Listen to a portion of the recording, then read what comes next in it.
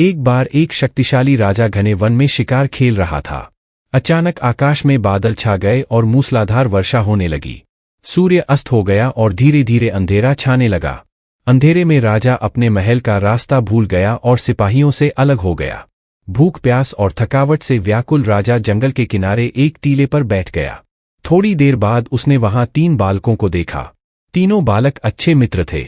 वे गांव की ओर जा रहे थे। सुनो बच्चों, जरा यहां आओ, राजा ने उन्हें बुलाया।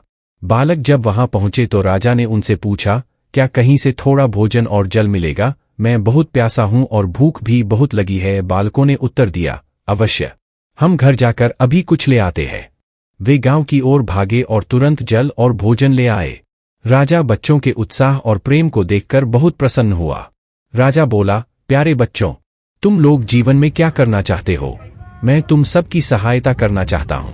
कुछ देर सोचने के बाद एक बालक बोला, मुझे धन चाहिए।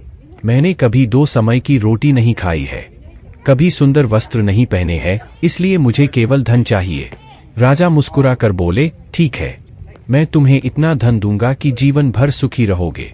यह शब्द सुनते ही बालकों की खुशी का ठिकाना न रहा। दूसरे बालक ने बड़े उत्साह से पूछा, क्या आप मुझे एक बड़ा सा बंगला और घोड़ा गाड़ी देंगे? राजा ने कहा, अगर तुम्हें यही चाहिए तो तुम्हारी इच्छा भी पूरी हो जाएगी। तीसरे बालक ने कहा, मुझे न धन चाहिए न ही बंगला गाड़ी, मुझे तो आप ऐसा आशीर्वाद दीजिए जिससे मैं पढ़ लिख कर विद्वान बन सकूं और शिक्षा समाप्त होने पर मैं अपने देश की सेवा कर सकूं। तीसरे बालक की इच्छा सुनकर राजा बहुत प्रभावित हुआ। उसने उसके लिए उत्तम शिक्षा का प्रबंध किया। वह परिश्रमी बालक था, इसलिए दिन रात एक करके उसने पढ़ाई की और बहुत बड़ा विद्वान बन गया और समय आने पर राजा ने उसे अपने राज्य में मंत्री पद पर नियुक्त कर लिया। एक दिन अचानक राजा को वर्षों पहले घटी उस घटना की याद आई। उन्होंने मंत्री से कहा, वर्षों पहले तुम्हारे साथ जो 2 और बालक थे, अब उनका क्या हालचाल है? मैं चाहता हूं कि एक बार फिर मैं एक साथ तुम तीनों से मिलूं। अतः कल अपने उन दोनों मित्रों को भोजन पर आमंत्रित कर लो। मंत्री ने दोनों को संदेशा भिजवा दिया और अगले दिन सभी एक साथ राजा के सामने उपस्थित हो गए। आज तुम तीनों को एक बार फिर साथ देखकर मैं बहुत प्रसन्न हूं। इनके बारे में तो मैं जानता हूं, पर तुम दोनों अपने बारे में बताओ। राजा ने मंत्री के कंधे पर हाथ रखते हुए कहा। जिस बालक ने धन मांगा था वह दुखी होते हुए बोला, राजा साहब, मैंने उस दिन आपसे धन मांगकर बड़ी गलती की। इतना सारा धन पाकर मैं आलसी बन गया और बहुत सारा धन बेकार की चीजों में खर्च कर दिया।